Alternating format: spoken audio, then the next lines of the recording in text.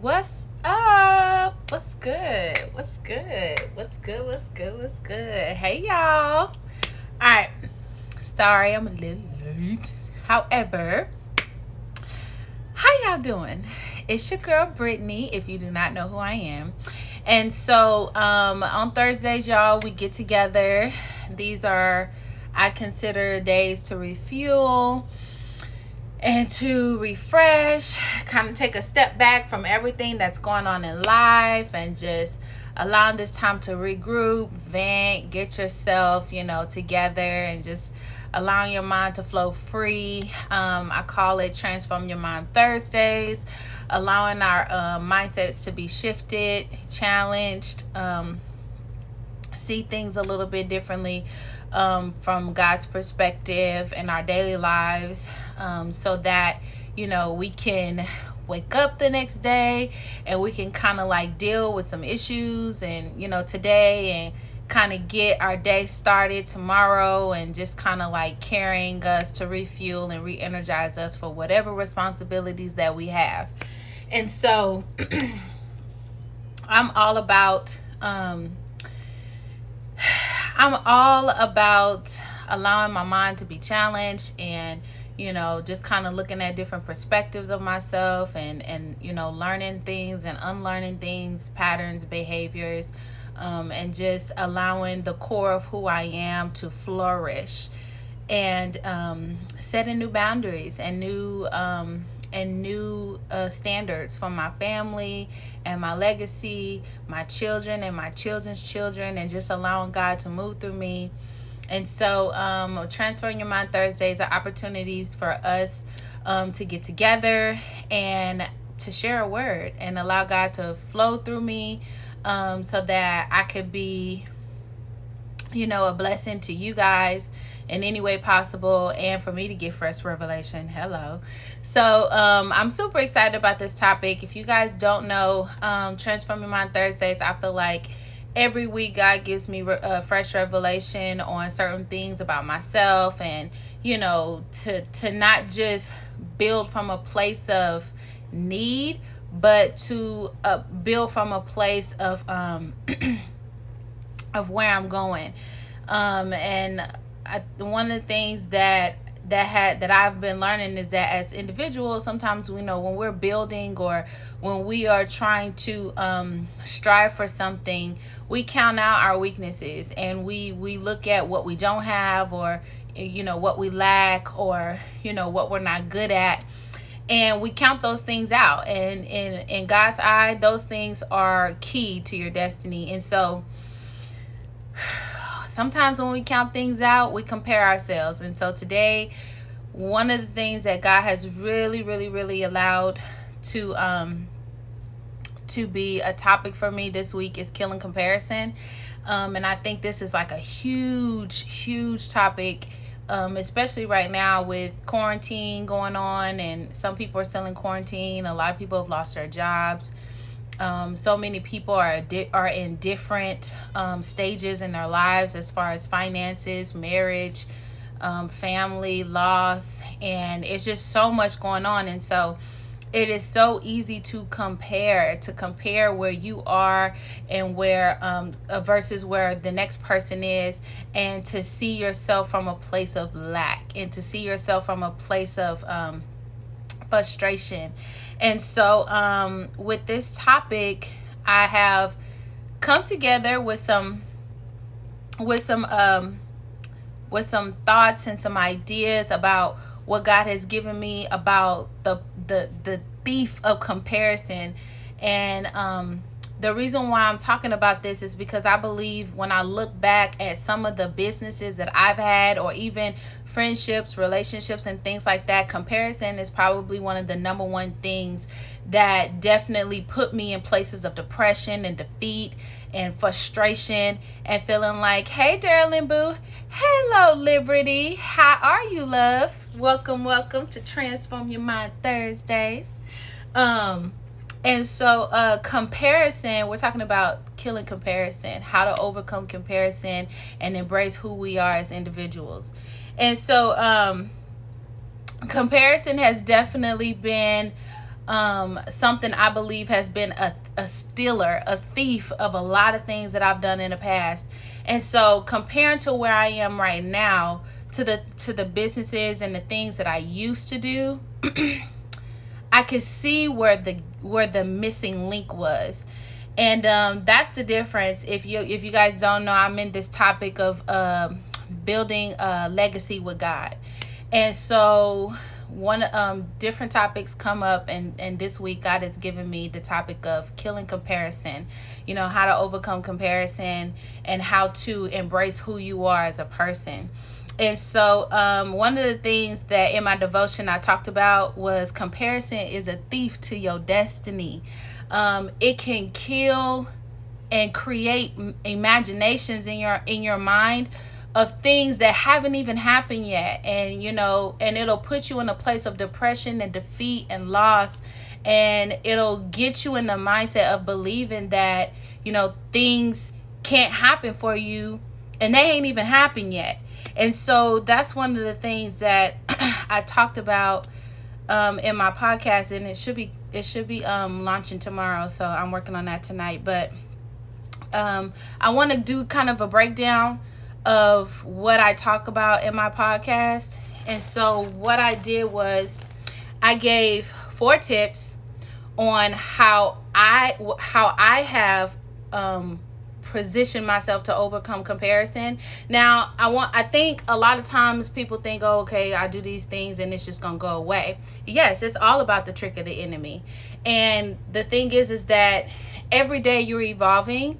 And so while you're evolving, the enemy is still there. So you still have to position yourself. It's a choice to be intentional every single day. Hey, Jasmine, to position yourself mentally to make sure that you are in a place of always thinking ahead and always thinking above and always being one step, being one foot in front of the other when it comes to the trick of the enemy. And so one of the things that I wrote down was God made you to be unique and set you apart from everyone else. Although we share in his likeness, we all have different abilities on how that is uniquely exemplified. So God created us all as one body. Of course, we all have one mission, to spread the love of Jesus Christ and to be loved, to show love, to embrace other people, to embrace differences. But how you exemplify that is what makes you different. And I think a lot of times we get upset or we get ahead of ourselves because we feel like the way that another person is doing it is lack upon myself, but really it's not. Because when you look at it that way, then you're basically saying what you have to give and what you show, regardless if it's not on another level as the next person. They may have more following, they might have more friendships, or whatever the case may be. That does not dim from who you are as an individual. And so when I wrote that down, he kind of talked about like how we all have different gifts and we all have, different abilities to be able to do things and to express love and to show love in our own unique ways. One person might be gifted at, doing hair, while the next person might be gifted at, graphics or whatever. But it's how you use your gifts and your talents that God has blessed you with in order to be, a representation of who he is in his likeness. And so when we miss that part, when we skip that part and just kind of look at, dang, she has this and I don't have that, and I'm still living in the house, or I'm still living in an apartment and she has a house, and I'm having issues in my marriage and it looks like her marriage, and we miss out on where we are in the present time and how God wants to use us. And I think a lot of times we get frustrated in our walk and in our journeys in life when we come from a place of feeling like we have nothing else left. And really what you probably need is a fresh revelation from God and saying, okay, Lord, I've been in this situation, but obviously I'm still here. So what is it more that I need to know or I need to understand? Because every day there's an opportunity for development. And a lot of times we're looking for the destination, but God is just looking for the position of your heart. And he's trying to figure out, okay, how can I how can I continue to develop this person and where they are so that I can ultimately get them to where they need to be. Because when we look at ourselves and we begin to plan, we plan from a place of deficit. We plan like, and that's kind of hard, because when we plan from a place of deficit, we also plan in fear, and we don't set a higher standard than what God does. And because when God sees you, he sees you on where you're going. He sees you as that executive, or he sees you as that mother and that wife that's been married for 50 years. He sees you as, that 6-figure businesswoman, or he sees you as, one of like a great mother of 3, or whatever the case may be. God sees you in your future while you see the now. So when you begin to build, you build in deficit, because you look at what you don't have, what hasn't come yet, and God says, yeah, I know that you don't have that yet, but I'm going to put you in a position to where you can get it. And while you're looking at, but I don't have the skill set for that. I know you don't. That's why I'm going to put you in a place that seems uncomfortable, but really you're getting everything that you need. And sometimes that place is, a quarantine, and you're having to balance between a motherhood, school, being a wife, running a business. And so a lot of areas that we look at as lack, for God, is a training ground to get you to your next. And so when we compare our situations to other people, then we are, stepping out on faith. We are losing who we are, and we're losing, the whole point and the reason where God has us. And I don't know if y'all watch him, but I love, I'm glad it's blessing somebody, because listen, God has really been dealing with me about these things. And so it's putting me in a place of vulnerability as well, because I'm like, whew, okay, Jesus. And sometimes we don't like having to look in the mirror at ourselves, but to know God is to love God, because when you know that he's putting you in the position to be corrected, then it's like a parent.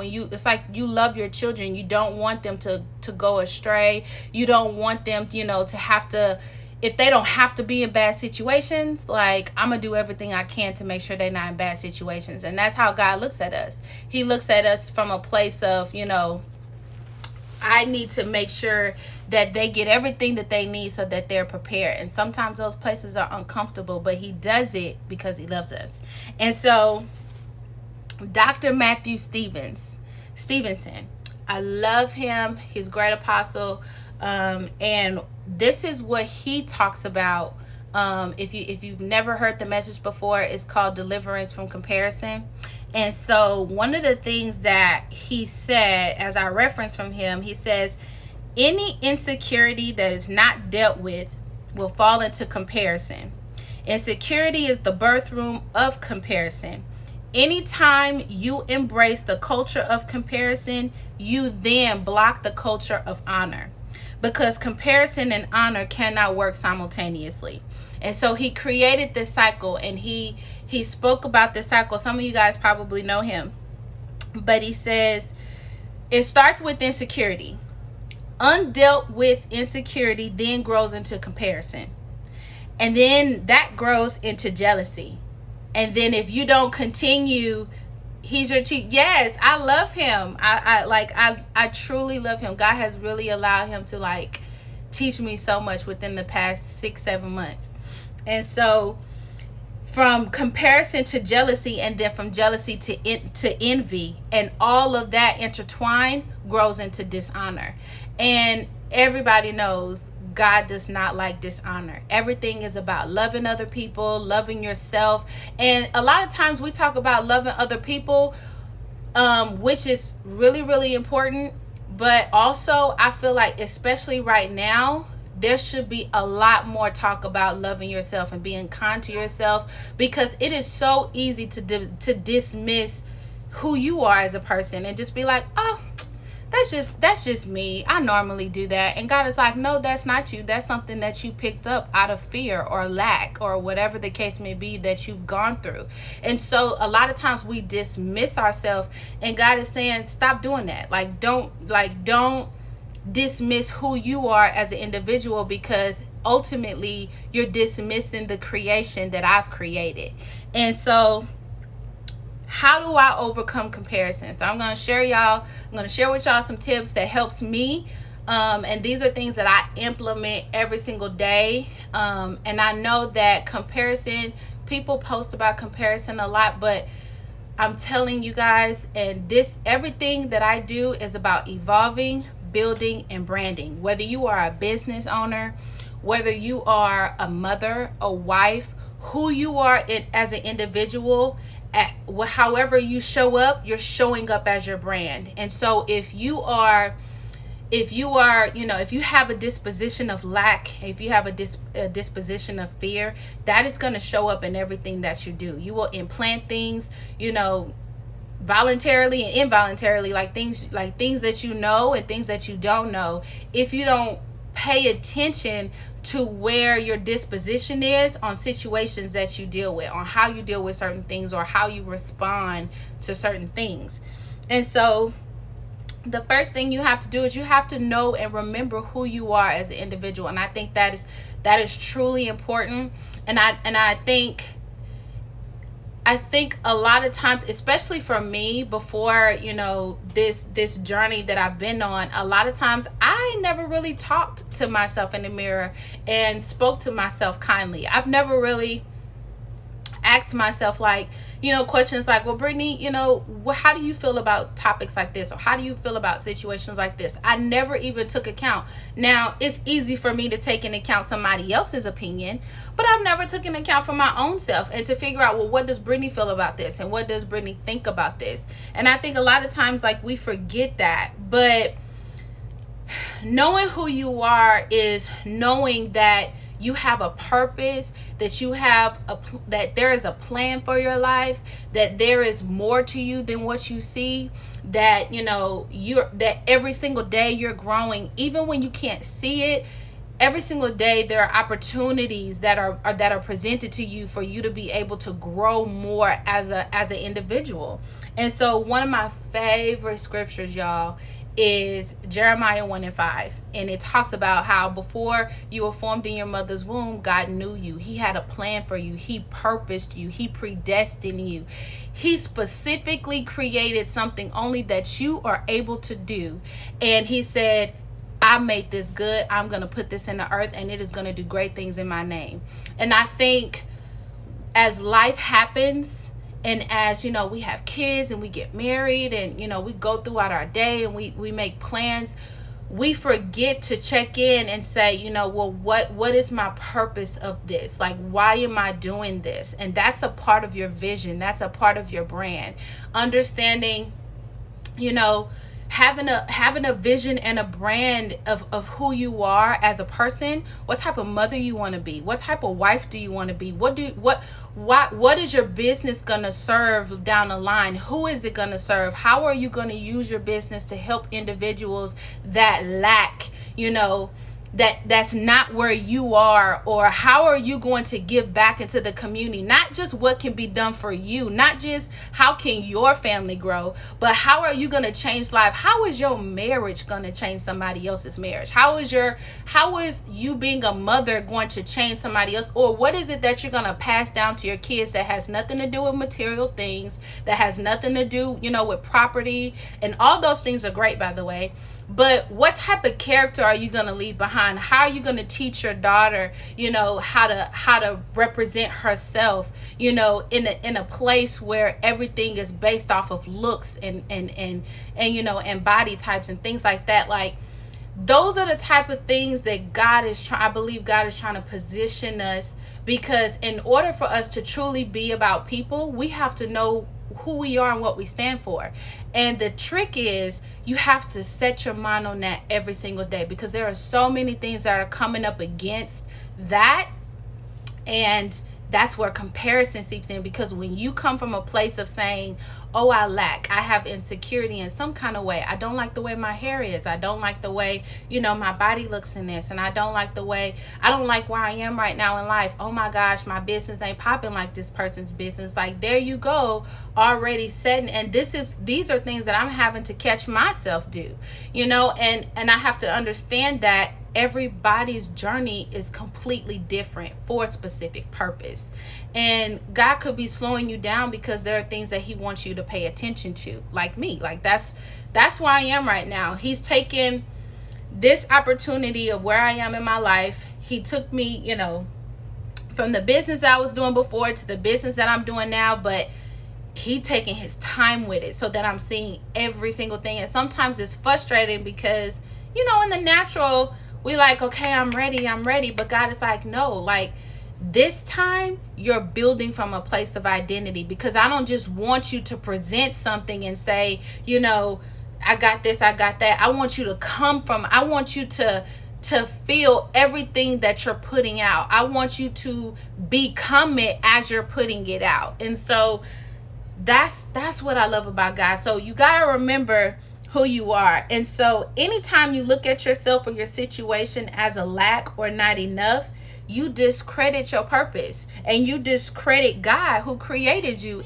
for a purpose. And so you just have to tell yourself every single day, like, I am purpose, I am chosen. And if you need a scripture to remind you to do that, Ephesians 1 is perfect for identity. It talks about how you're chosen, how you're appointed, how you're forgiven. Anytime you try to find yourself in a place of, oh my gosh, I can't believe I did that, or you're dwelling on a situation that happened that, put you in a place of conviction and like, man, I can't really believe that I said that or I did that. You have to tell yourself every single day, but I'm forgiven. And now I can move forward and I can make better decisions.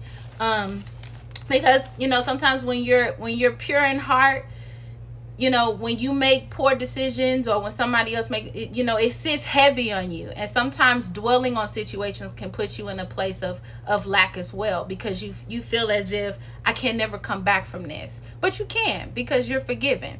And so tip number 2, you got to know that you are already enough. God factored in every part of who you are when he made you. He looked at your weaknesses and your strengths and said, I'm going to use all of this to work together for my good. So he appointed you and approved you regardless of what you think you lacked, so that the areas you call weak and insignificant, he looks at that and says, I'm going to breathe on that, and I am going to use this to glorify my name. I'm going to let this person benefit from it, but ultimately they know it's going to be me. And that is, for me, I think that blows my mind, because it's like, I don't have to do anything extra. A lot of times we feel like we got to help God, but really we don't. He called you when you didn't have no money. He called you to, when you didn't even know that you could become a wife or that you could become a mother. You probably didn't feel like you were ready to be a mother, but God says it's okay. I'm going to work you through this, and I'm going to help you through this. You might not have had the finances to start a business or be ready to go back to school. You might not have gone back to school, like myself, in a time where you had the right time to do it, because you had kids and you were married and you were in between jobs and stuff like that, and trying to do all that and go to school at the same time. It's frustrating. But God says you're enough. All I need you to do is be accepting, be obedient, and just do what I call you to do. Don't think about what I'm calling you to do, because then that'll overwhelm you and you'll hurt your head trying to figure out what my plans are. Just take the next step. And then when I don't speak, then keep doing what I'm asking you to do until I give you new instruction. And if you accidentally take the wrong step, trust me that I'm going to redirect you, and I'm going to reappoint you in the right place to get you where you need to be. And even if I allowed that misstep to continue out and I don't redirect you, I'm still going to use that for your good. And so you are so welcome, Liberty. I'm glad this is blessing you. You got to remember that, and you have to know that no matter what, I am enough. Know that you are enough, because when you don't, all the insecurities begin to creep in. That's where insecurity creep in. When you feel like I'm not enough. I feel like in order for me to run this business, I got to have a computer and a website and this and that and that and this. But God is saying, I just need you to start. I just need you to be like, all right, I'm going to do it. Or you feel like, oh my gosh, like I need a house and I need this and I need that. And God is like, no, you don't. I just need you to make this apartment a home. And by the time you get ready to do all this, by the time you get a house, you're going to know how to balance your money. You're going to know how to, you're going to know how to, you ain't going to worry about, hiring a maid or whatever the case may be. And you're going to know how to do whatever it is that God's calling you to do. But yeah. And so one of the things that I wrote down in my devotion, because like I said, this topic hit me differently. I wrote down that it's because it's hard to look at yourself and say I'm enough when you've dealt with trauma, pain, mistakes, disappointments, loss, especially right now with the whole COVID. If it feels like life is just getting at you and so many things, girl, hilarious, a sense of humor. That's why I'm like, people like, you be talking to God like that? Look, he know who he made. Sometimes my frustration comes out in words, and I accidentally use a little too many. I'll be like, cussing, and I'm like, okay, Lord, I'm sorry, I may say that, but I'm frustrated. But you have, like, it's just, he understands, and that's the thing. Like, you can't fake it with God. You might be able to fake it with a friend, a family member, or whatever the case may be, but you can't fake it with God. He knows what's in your heart already. So if you don't deal with that, it's gonna come out the wrong way anyway. So you might as well just get it out your system and allow him to be like, okay, now that that's over with, let's deal with the situation, because he can only work with a willing heart. If you're not willing to open yourself up and say, Lord, I'm insecure about this. Lord, I'm insecure about that. Lord, I don't feel like I'm good enough for this. And it's okay. I say that because he's speaking to me through you. Yes, because it's okay to say that. Oh, you're saying he's hilarious because he's speaking. I got you. So this is what I wrote, because, during this quarantine, for me, God has been doing a lot of healing and a lot of healing of self-hatred of myself, healing of, past relationships with family members, healing of rejection and a brokenheartedness. And so he's been really dealing with me with that. And so one of the things that I wrote down from my devotion was, sometimes the pain is deep, sometimes the pain is hidden, it's raw, and it's hard to look at. That it is better to that it is better to fabricate a you with no reconciliation or recognition of your past. The problem with fabricating a you is that you forsake a part of you that could be the key to your destiny. And sometimes it's and the thing is that when we don't want to deal with hurt, and we don't want to deal with pain, and we don't want to deal with loss, and we don't want to deal with the situation, and we put ourselves in a situation, I'm good, especially if you grew up and taught to be an independent woman or an independent person that kind of push away emotions and learn how to bury the hatchet, like bury the situation and not really deal with it, and try to build from a place of pretending like you're not hurt. What happens is that you begin to attach yourself to situations and to things, and you begin to build this identity off of this fake person, because you've never really dealt with the real issue. Because the thing is, with God, our weaknesses are made perfect in him, and our weaknesses are the key to our destiny.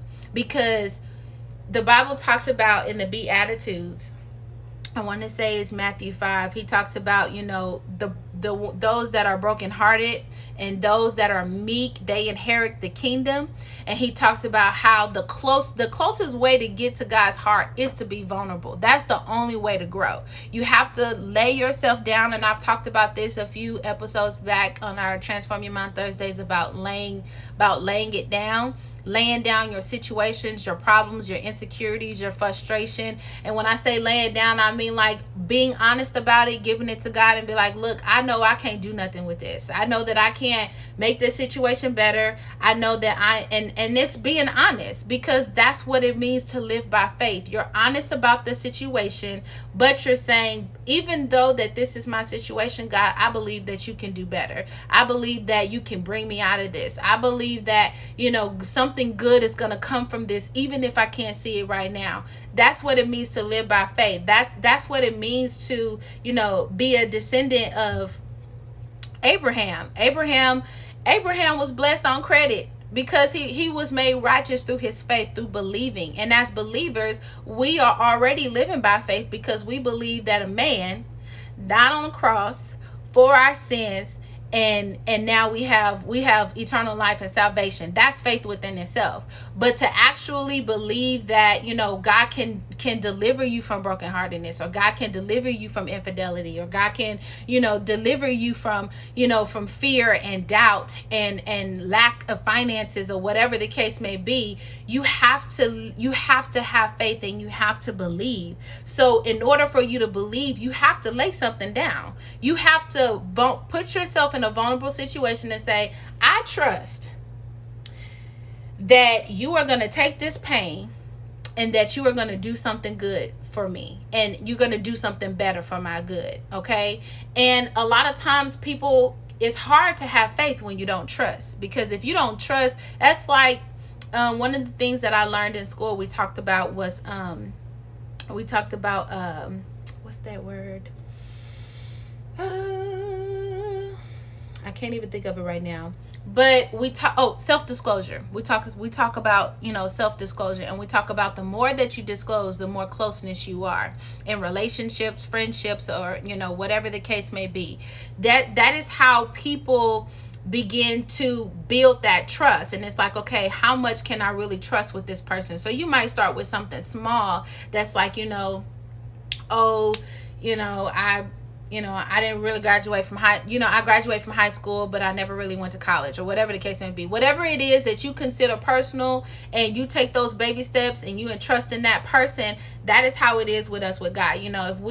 If you don't trust God fully with the things that you're dealing with, or that you're having insecurities about, then he can't fully do the things that he needs to do, because he is made perfect in our weakness, which brings me to number 3. Our weaknesses is made perfect in him.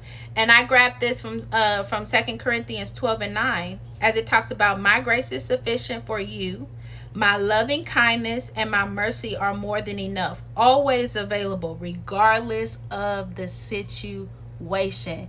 That tells me, I don't care what you in. I don't care what you did. I don't care what the situation looked like. My mercy and my loving kindness is available at all times. And that, like, we talk about, having a circle and want to be around people, and that is that's amazing to have true friends and true friendships. But to have a God that says, I don't care what you, and some people, they cool with you, but they got speculations. They like, what's the situation, so I know what I'm dealing with, because I have boundaries. See, God don't have boundaries. He don't care what it is that you've dealt with, how long you've been dealing with it.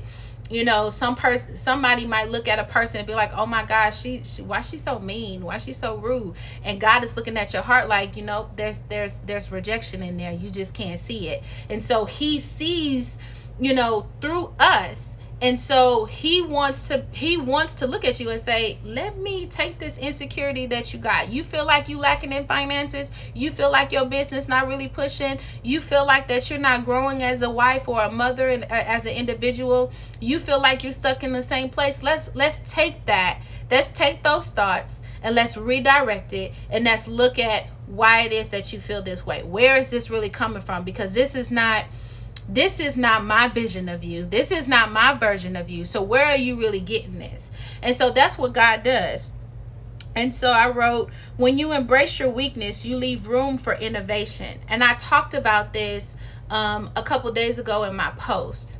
I talked about how one of the things that I'm learning in growth is that it's more than just achievement and status and destination. It's about vulnerability and humility. You are having to completely lay down a situation and say, God, I'm at my wit's end with this situation. I'm gonna give you a prime example. My daughter, okay, God is growing me as a mother in this season. My daughter, she has a lot of the teachers try to say that she has a social emotional situation, but I know that she a little dramatic. Sometimes she can be a little dramatic, and a lot of times certain family members feed into that, and I try not to, and I can't stand when people do that, but it's like whatever. So I just have to learn how to work with what I got. And so we've been having issues lately about her doing homework and her doing, getting on class, she's doing virtual learning, and sometimes she just refused to do it. She just refused to, want to do her homework, refused to want to do her schoolwork. And so about a week ago, she then went from refusing to throwing tantrums. And so for me, the way I was raised, and I'm going to be honest, there is no question about it. I'm going to whoop you and you're going to do what I say. But me also being a woman that went to school for early childhood education and, laying myself down in front of God and God showing me new ways to parent, it's frustrating because when you're frustrated and when you're angry, you lash out out of those emotions. And so one day, and I'm going to be completely honest with y'all because I'm open and I'm transparent. One day, my first response, because she was like, what? No, I ain't doing this. She running around, she crying, she doing all this. And I was like at my wit's end. I was already dealing with Levi and his issues. So I was like, a mama was on her wit's end. And so I was like, I didn't have the belt then, but it was coming. It was coming into my hand.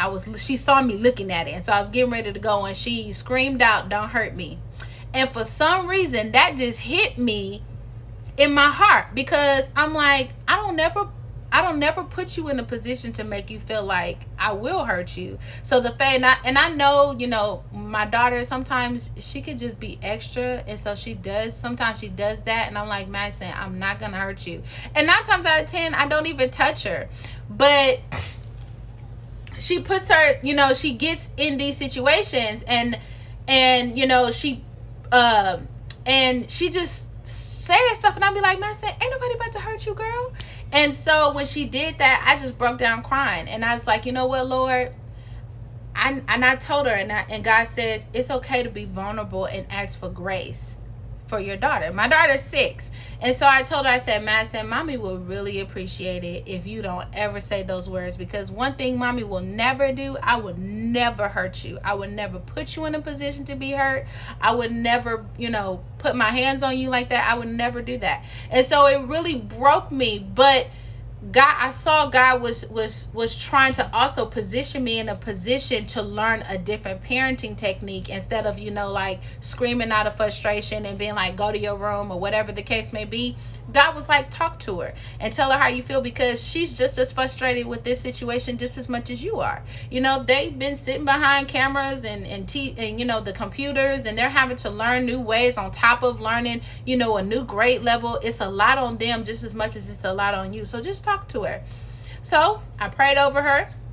I talked to her, and grace was there. And literally, I ain't had no issues with her since then. And God was trying to show, what happens is that in those moments of weakness, he's trying to show you innovation, new ways to learn how to do things. And we take the small things for granted, but the little things of just like how to maybe talk to your child a different way, or how to talk to your husband or your spouse a different way. One of the things I'm learning is how to ask for certain things from my husband instead of expecting him to do it, or instead of feeling like, well, you should already know how to do this. No, because if you're a person that's always evolving, your needs change as an individual. Even if you've been married for almost 7 years, like me and my husband, or even longer, like, your needs change. So you have to check in. And that's what God is trying to tell you. Like, we are creative beings. We're innovative people. Like, there should always be new ways of evolving and looking into things and learning things. And so one of the things that I learned is that through growth, when we are vulnerable and we are humble about where we are, we leave room for God to do innovative ways. And that's what it means to look at your weaknesses as a strength in the sight of God. In man's eye, you know, bad credit don't get you nothing. A job that only pays you less than minimum wage or minimum wage, and you got bills that is way more than minimum wage a month, don't look like nothing. A car that ain't brand new don't look like nothing. But to God, that's a seed. To God, that's that weakness that you look at. God saying, okay, I'm going to use that for my good. Yeah, you may not have all the money in the world. You may not be where you want to be financially, but I'm going to show you innovative ways of how to budget, how to create different recipes, how to be able to still live off of a budget, how to be able to do things even if you got to stretch a penny. Like, those are blessings that we miss in the midst of everything. And so when we are comparing ourselves to other people, we're missing out on innovative ways that God can show us what's good, Keys. For God to show us, I can show you how to do this better. I can show you how to make this work for you. And what happens is that we begin to add a new arsenal to our skills, so that when he does promote us, and that when he does put us in new positions, we got new skills, and people are like, I didn't know how you do that, girl. You don't even know the story. But that's just the type of person that God is.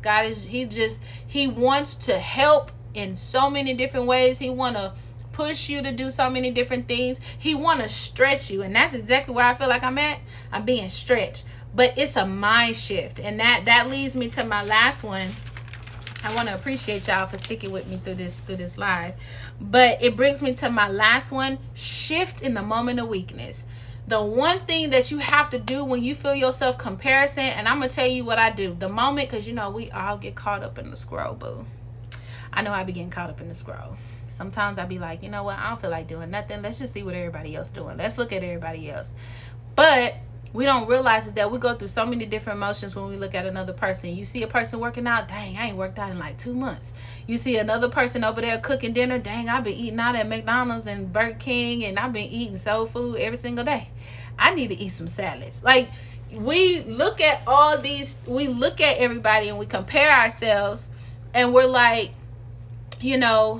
I need to do better. So instead of comparing it, like looking at the next person and saying, and looking at yourself in lack, instead, it is like the last 2 minutes.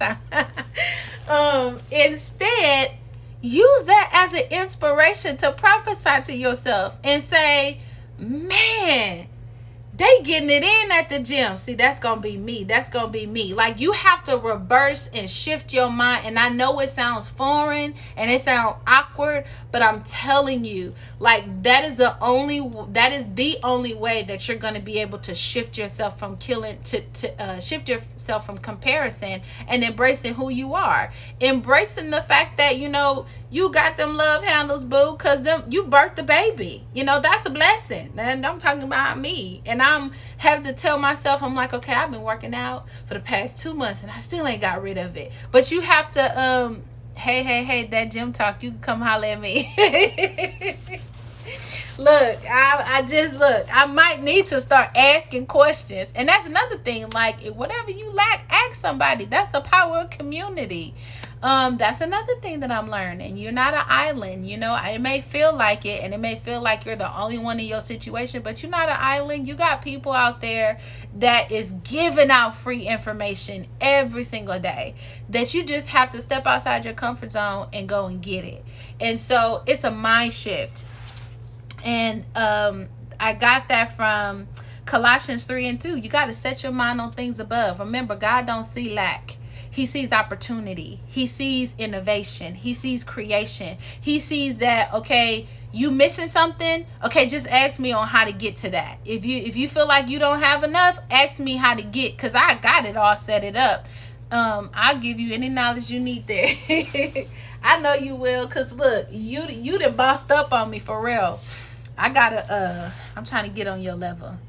Maybe not with all the muscles, but definitely like, the love handles and whatnot. But I have to embrace, myself through the journey of working out, of course. But yeah, just shift your mindset. And so some things that I want to leave y'all with: know your limits. Got to get those scriptures. I can go over for you again. Colossians 3:2. And I typically do a recap on my posts of everything that I talked about too. So I'll make sure I add those scriptures in there. Colossians 3:2.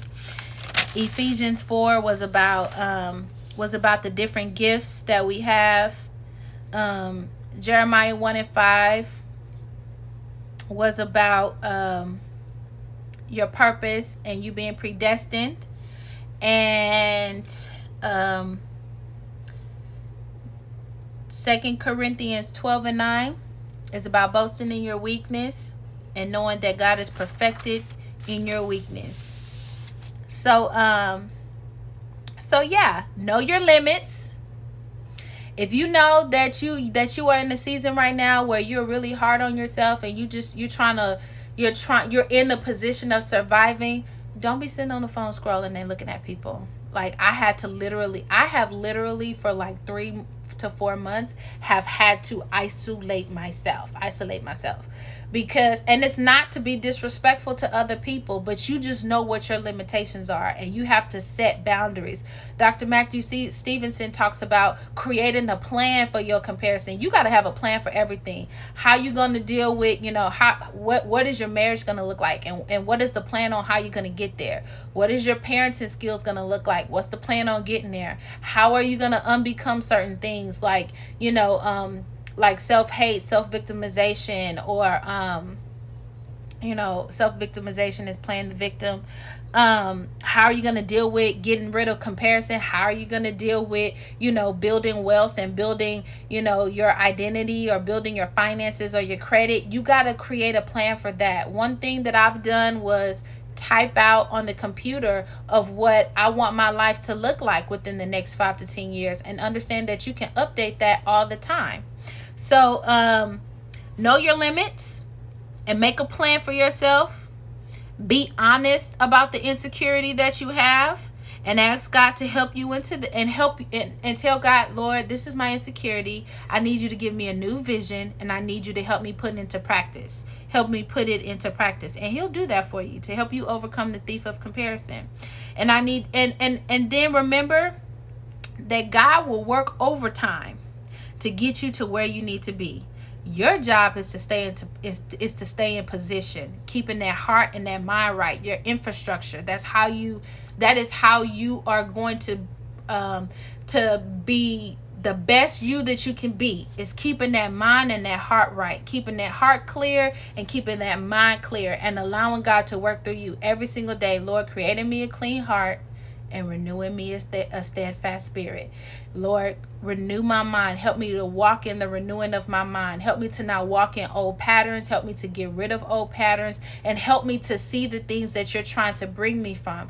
And another good, powerful prayer to pray is, Lord, show me what the enemy is trying to keep me away from. Because the thing is, he wants to create distractions because he knows your purpose. He does. And so he will create distractions to make sure that you don't get there, to make sure you don't see who you really are. So if you ask God, show me what the enemy is trying to keep me from seeing about me, which is basically what God has in store for you and what his vision is for you. And he'll show you that.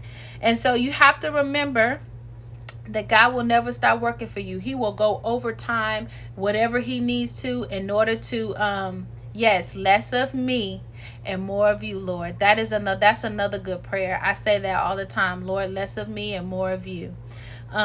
Because we want him to work through us. And so in order for us to be the best version of ourselves and who we are, and to truly love who we are, we got to let him work. Even if it's painful, even if it hurt, even if it's like a slap in the face and like, dang. But we just have to trust that he is going to work he's going to work everything together for the goodness of him and for our sake too. So I hope that blessed y'all, because listen, God is, I'm you know, this is outside my comfort zone, but I'm being obedient, and however he leads me is that's what matters. You know, I have to, when you find something that's not about you, you in God, you in the lane of God, you know, and he'll work it to make it about you. So I hope you guys enjoyed this. I will let you guys go. If you guys have prayer requests, I'll definitely pray for you guys. If not, I'm gonna be praying for you guys tonight anyway. Thank you so much for tuning in. Definitely check out the podcast. It'll be dropping tomorrow on Spotify. The link is in my bio. So I love y'all. And thank you so much. Bye, Liberty Boo. Love you. Praying for you. Deuces.